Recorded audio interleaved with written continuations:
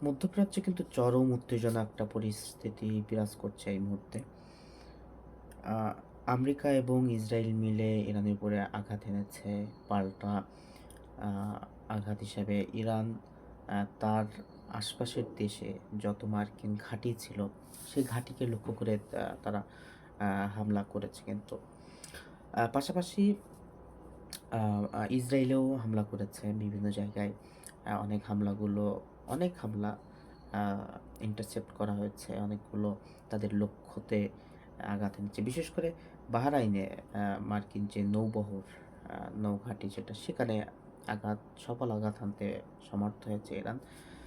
তো সব মিলায়ে এমন একটা রমজান মাস চলছে। এই মাসে এমন একটা পরিস্থিতি বিশ্বের কারোর জন্য কাম্য না। কিন্তু সেটা বাস্তবিক পক্ষে সেটা হচ্ছে। তো বিষয়টা হচ্ছে এখানে এই যে ঘটনাটা ঘটলো, এই যে যুদ্ধটা সংঘটিত হলো, এই যুদ্ধটা আসলে দায়ী কে? কারা বাধালো এই যুদ্ধটা? এবং আ এই যুদ্ধের ফলাফল কোন দিকে যাইতে পারে? বা কতদিন যাবৎ এই যুদ্ধটা সংগঠিত অবস্থায় থাকতে পারে? কাদের ক্ষতি, কাদের লাভ? বিভিন্ন ধরনের সমীকরণ এখানে কাজ করছে।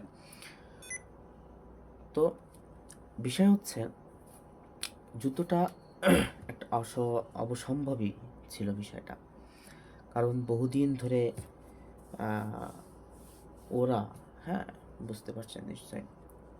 ওরা চাচ্ছিল যে যেকোনোভাবে আ মধ্যপ্রাচ্যের একটা শক্তির জায়গা ইসলামিক আ রাষ্ট্রের ভিতরে ইরান, যাকে বাদে আর বাদবাকি সব কান্ট্রিকে আমেরিকা এবং তাদের যে বলয়, হ্যাঁ? আমেরিকা, ইসরায়েলের বলয়, এরা কিন্তু তাদের বলয়ের ভিতরে নিয়ে আসতে পারছে কিংবা তাদের কথায় ওঠবস করার মতন একটা পরিস্থিতি কিন্তু তারা করতে সক্ষম হয়েছে। শুধুমাত্র ইরান বাদে। তো এই ইরান কিন্তু শুধু ইরান না, ইরানের আশপাশে বিভিন্ন ধরনের সশস্ত্র গোষ্ঠী তারাও কিন্তু এই ইরানের পক্ষ হয়ে আ ইসরায়েল, আমেরিকার বিপক্ষে কাজ করেছে ইতিমধ্যে আপনারা জানেন। তো আমেরিকা এবং ইসরায়েল তারা কোনোভাবে চায় না, বিশেষ করে মধ্যপ্রাচ্যে তাদের বলয়ের বাইরে কোনো রাষ্ট্র শক্তিশালী হোক আরকি। বিশেষ করে সামরিক দিক থেকে শক্তিশালী হোক। এটা না চাওয়ার কারণে বিশেষ করে পারমাণবিক শক্তিধর হোক এমন কোনো রাষ্ট্র তারা চায় না।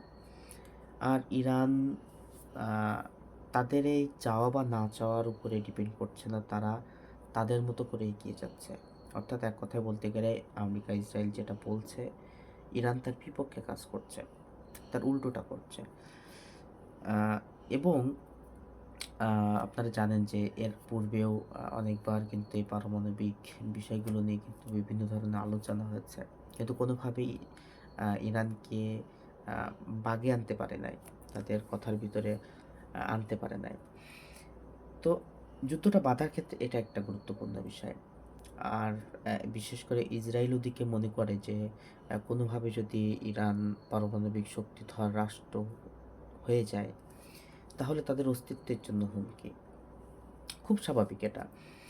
কারণ আপনারা ইতিমধ্যে দেখেছেন যে রাশিয়া-ইউক্রেন যুদ্ধে আ রাশিয়া যখন ইউক্রেনে হামলা করে শুরুর দিকে, পরবর্তীতে আমেরিকা কিন্তু একটা পর্যায়ে এসে আ আমেরিকা এবং ন্যাটো দেশভুক্ত যারা, এরা রাশিয়াতে হামলা করার একটা উদ্যোগ নিয়েছিল। সরাসরি এই যুদ্ধে জড়ালো। তখন রাশিয়া কিন্তু সরাসরি হুমকি দিয়েছিল যে যদি আ আমেরিকা কিংবা ন্যাটোভুক্ত ইউরোপীয় কোনো দেশ আ রাশিয়ায় হামলা চালায়, তাহলে সরাসরি আ রাশিয়া সেই দেশেই নিউক্লিয়ার ওয়েপন যুদ্ধ আরকি, পারমাণবিক যুদ্ধ, পারমাণবিক অস্ত্র তাদের সেই দেশের উপরে ফেলবে আরকি। তো এই যে একটা পারমাণবিক অস্ত্র কিন্তু খুবই ভয়াবহ। আপনারা জানেন যে জাপানের সেই যে ১ম আ যে প্র্যাকটিস করলো আমেরিকা। তারপরে কিন্তু বহুগুণ শক্তিশালী নিউক্লিয়ার ওয়েপন কিন্তু রাশিয়া, আমেরিকা, চীন এদের কাছে আছে। ওর থেকে অনেক হাজার গুণ শক্তিশালী। তো বিষয়টা হচ্ছে এখানে যে যখন রাশিয়া কিন্তু একটা বিশ্বের ভিতরে সবচেয়ে বেশি নিউক্লিয়ার ওয়েপনের মালিক। তো তারা তখন ওই হুমকিটা দিল। ইউক্রেনের বিষয়টা বলতেছিলাম যে ইউক্রেনে হামলা যখন করছে, তখন যখন এই আমেরিকা এবং ইউরোপীয় দেশগুলো যখন এটার প্রতিবাদ পাশাপাশি সরাসরি তারা রাশিয়াতে হামলা করবে, এমন একটা পরিস্থিতি যখন সৃষ্টি হলো, তখন রাশিয়া ওই নিউক্লিয়ার ওয়েপনের হুমকি দিয়ে তাদেরকে কিন্তু থামিয়ে দিয়েছিল। কারণ একটা নিউক্লিয়ার ওয়েপন যদি কোনো দেশের উপরে পড়ে, একটা ব্যাপক ধ্বংসযজ্ঞ সৃষ্টি হয়, এটা কোনো দেশ চায় না। এটা একটা বিষয়। বিষয়টা হলো তাইলে যে শক্তির সমতা সৃষ্টি হয়। হ্যাঁ, সরাসরি কেউ যুদ্ধে জড়াতে চায় না, এরকম অবস্থা আর কি।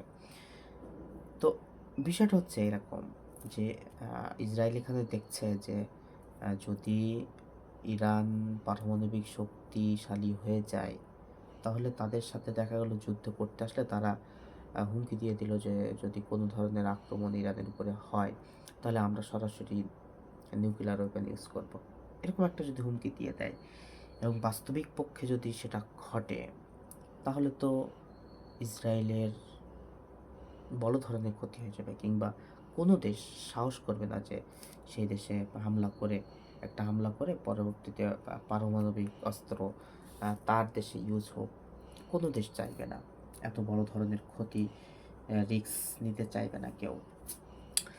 তো ইসরায়েল এটা চাচ্ছে যে কোনোভাবে যেন ইরানকে পারমাণবিক শক্তিশালী হতে না দেওয়া যায়।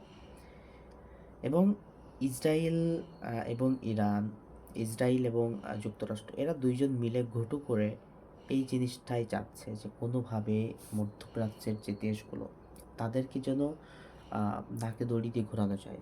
কারণ সেখানে তেল আছে, যেটার মাধ্যমে তারা চলছে।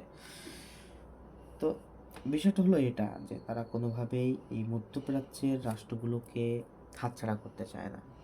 হ্যাঁ, তো এখানে হাতছাড়া হয়ে গেছে অলরেডি ইরান, এবং তারা যেভাবে শক্তিশালী হয়ে উঠছে, তাতে করে তাদের দেখা দেখি দিয়ে দেখা গেল অন্য রাষ্ট্রগুলো তাদের কথা অনুসরণ করতে পারে।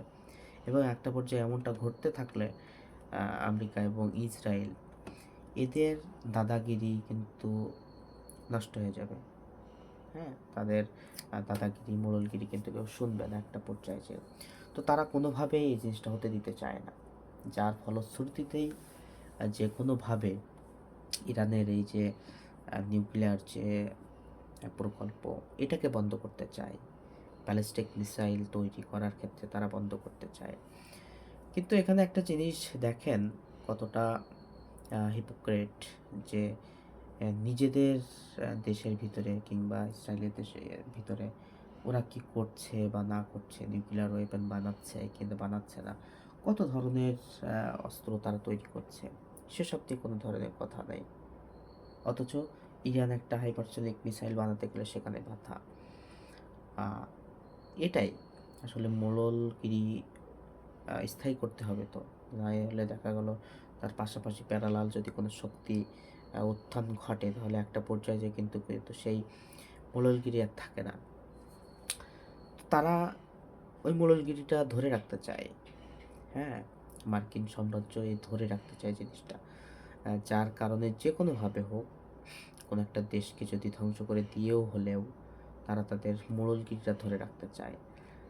যার শিকার হয়েছে ইতিপূর্বে ইরাক হয়েছে, সিরিয়া হয়েছে, আফগানিস্তান হয়েছে। আপনারা জানেন মধ্যপ্রাচ্যে অনেক দেশ হয়েছে, গাজা হলো সাম্প্রতিক সময়ে, এখন ইরান হচ্ছে। তো এগুলো হওয়ার কথা না, কারণ মধ্যপ্রাচ্যের যে মুসলিম কান্ট্রিগুলো, এরা যদি এক হয় এবং এক হয়ে যদি যে কোনোভাবে আমেরিকান ঘাঁটিগুলো এই মধ্যপ্রাচ্য থেকে সরিয়ে দেয়, তাহলে কিন্তু তাদের এই মোড়লগিরি আর থাকে না। তারা এখানে বসে ইরানের উপরে ছড়ি ঘুরাচ্ছে, এটা কিন্তু তাদের সম্ভব হতো না। কিন্তু নিজেদের ঘরে যখন এ ধরনের বেঈমান তৈরি হয়, তখন আসলে কি করার? ইরানের মতন একটা দেশ, তারা তাদের অস্তিত্ব রক্ষার জন্য লড়াই করছে। তারা কিন্তু কখনো ইতিপূর্বে বিশেষ করে রিসেন্টলি কোনোভাবেই আ ১ম এ যে হামলা করে নাই। তার হামলার শিকার হলে তার পাল্টা প্রতিক্রিয়া হিসেবে হামলা করছে। এটাই আসলে।